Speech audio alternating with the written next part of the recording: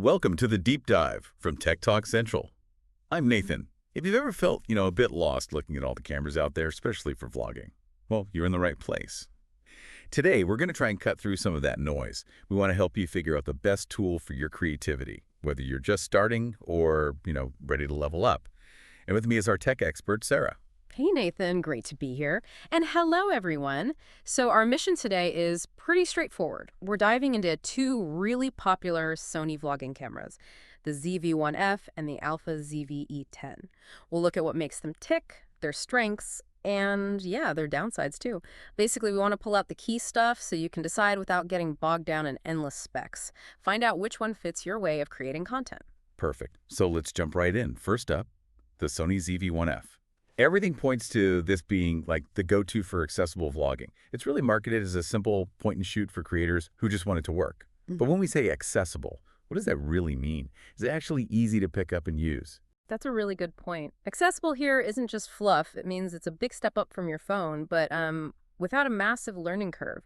A lot of users say it's genuinely easy to use, really beginner-friendly, simple menus, quick startup. You can pretty much just grab it, hit record, and get decent-looking video almost straight away. And accessibility often comes down to price, right? Yeah. Especially for new vloggers. The ZV-1F is around, $498 new, maybe $440 used.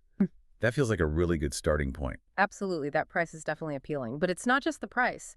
A huge thing for the ZV-1F, especially for vloggers, is that fixed ultra-wide 20mm lens. It's not just wide, it's ultra-wide.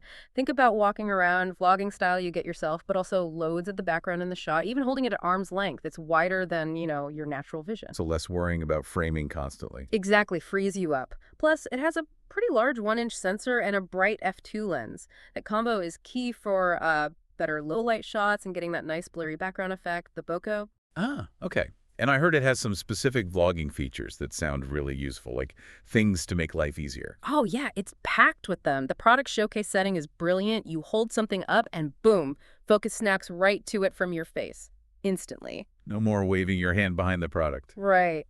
And there's a one-touch bokeh switch. Just press a button for that blurry background look. Oh, yeah. Plus a soft skin effect for, more flattering skin tones. These aren't just gimmicks. They genuinely save beginners a ton of editing time. And audio. Because bad sound can ruin everything. So true. Audio is critical. The ZV-1F uses what they call clear voice tech. It has a directional 3-capsule mic. It's designed specifically to pick up sound from the front where you are and kind of minimize noise from elsewhere. And it comes with a little windscreen too, which actually makes a big difference outside. Okay, that's good. And portability seems like a big win here too. It's tiny, right? Like 9 ounces. Yeah, super lightweight, genuinely pocketable. You could just slip it in your jacket. Makes it great for catching things spur of the moment without lugging heavy gear around. Customers seem to like that ease of use, the quick start and stop. Definitely. And for adding a bit of style without editing, it has 10 creative style presets built in. You can tweak contrast, saturation, stuff like that right in the camera. So it's got some creative flexibility built in. Yeah. And video specs. It does 4K. Yep, 4K at 30 frames per second. And it has a cool slow and quick mode. Lets you do slow motion up to 5 times slower or speed things up for time lapses like 60 times faster. All in camera, no editing needed for that specific effect. What about stabilization if you're walking and talking? It has active mode image stabilization, helps smooth out the jitters from handheld shooting. Pretty crucial for vloggers on the move. So summing up the ZV-1F, what's the general feeling? Overall, very positive feedback on picture quality and value. People call it excellent for beginners, perfect for vlogging. A solid step up from a phone without being overwhelming. But there's always a but, isn't there? What's the main catch? Battery life. That's the most common complaint. Often described as, poor or maybe just average. You're looking at maybe an hour of video recording. Oof. That's not a lot. No. It means you absolutely need spare batteries. Or you have to plan your shooting around charging. It definitely impacts how spontaneous you can be. And other limits. No flash adapter, fixed lens, digital zoom only. Right. You can't change the lens, which is the big one. And yeah, digital zoom isn't great, so while it's great at what it does, it has clear boundaries, which naturally leads us to its bigger sibling, the Sony Alpha ZV E10. Okay, so the ZV E10, this one's different. Mirrorless interchangeable lenses.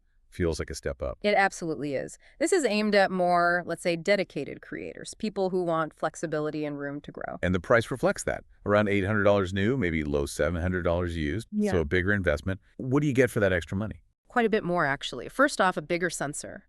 A 24.2 MP APS-C sensor. Think significantly larger than the ZV-1F's 1-inch sensor. That means better low-light performance, less noise, and much more control over depth of field, that real creamy background blur. More cinematic potential. Definitely. And the absolute key difference, the E-mount interchangeable lens system. This is huge. You can use any of Sony's E-mount lenses, over 70 of them. Start with a kit lens, maybe later get a prime lens for amazing portraits, or a zoom for travel. So you're investing in a system, not just one camera setup. Exactly. Future-proofing. As your skills or needs change, you change the lens, not necessarily the whole camera. That's massive creative freedom compared to a fixed lens. Makes sense. And video capabilities, how does it stack up? It's strong, 4K video, but it's actually oversampled from 6K. Full pixel readout, no binning. Nerdy terms that basically mean really sharp, detailed footage. Plus, you can customize focus transition speeds, 7 options for those smooth, professional-looking focus pulls. Nice. And autofocus. That's got to be good for vlogging. Oh yeah, it's advanced. Automatic face and eye tracking. It just sticks to your eye, keeps you sharp. Real-time tracking via the touchscreen too. And it's something called face priority auto exposure, which is clever. It keeps your face bright, even if you walk from inside to outside, for example. Helps maintain consistent exposure on you, the subject. It still has those handy vlogging shortcuts too, right? Like the product showcase? Yep, product showcase setting is there, and the background defocus button. So Sony kept those popular easy access features. What about audio on this one? Is it a step up too? It is. It has a similar built-in 3-capsule mic, but the big deal is the multi-interface shoe, the MI shoe. It supports a digital audio interface with compatible Sony mics. That means cleaner, lower noise audio recorded directly, avoiding potential analog cable interference. It's a noticeable quality jump if you use the right external mic. And live streaming. People want that too. Super easy on the ZV E10. Just one USB cable straight to your computer. No extra capture cards or software needed. Big plus for streamers. So how's the ZV-E10 received overall? Sounds pretty powerful. Reviews are generally glowing. People rave about the 4K quality, the versatility using it as a great webcam, for instance, and the value considering the lens options. Many call it Sony's best APS-C camera for video creators. Okay, but are there downsides here too? I think I heard mixed things about autofocus maybe. That does come up. While many find it great, some users report it can occasionally be inconsistent. Maybe hunt a bit in tricky light or with fast movement. It's not universal, but it's mentioned. Other things people point out.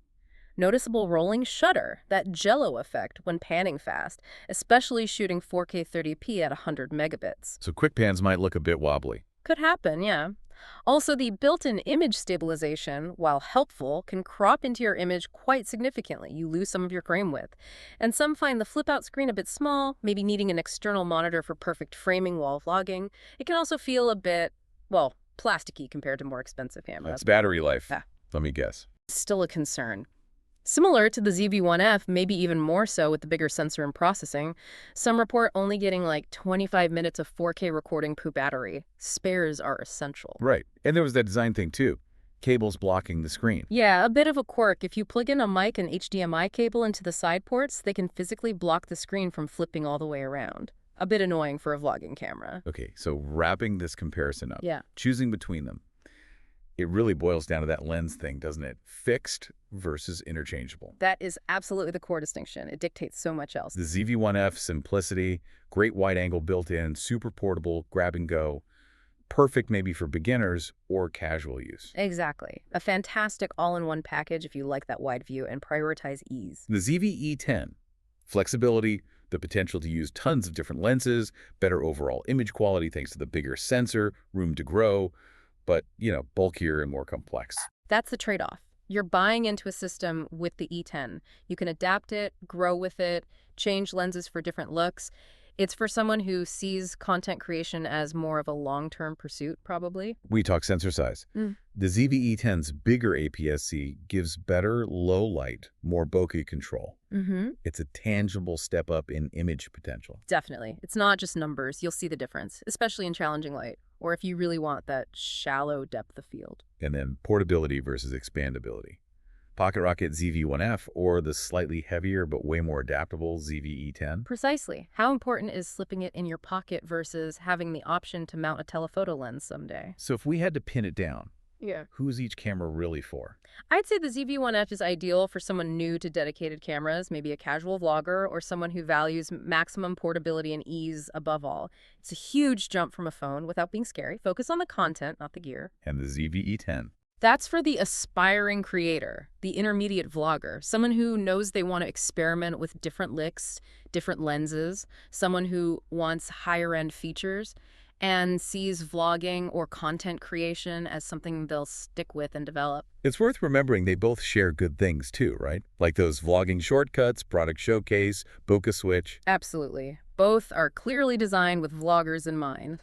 And both have decent built-in audio to get you started, plus the windscreens. Both also share that battery life issue.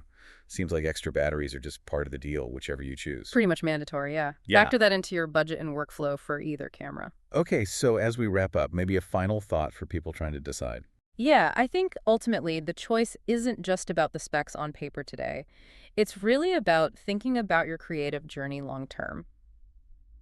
Are you looking for the best, easiest tool to just get going right now? Or are you ready to invest maybe a bit more time and money into a system that can truly grow and change along with your skills and your vision for years ahead? That's the real question. That's a great way to frame it. Food for thought indeed. Huh. All right, that brings us to the end of this deep dive into the Sony ZV-1F versus the Sony Alpha ZV-E10. Sarah, thanks so much for breaking it all down for us. My pleasure, Nathan. Always fun talking gear. And for everyone listening, if you want to find the latest prices and deals on either of these Sony cameras, definitely check out the links we put in the description below. Yeah, and if this was helpful, please do subscribe to our channel. We'll have more deep dives into the tech that you care about.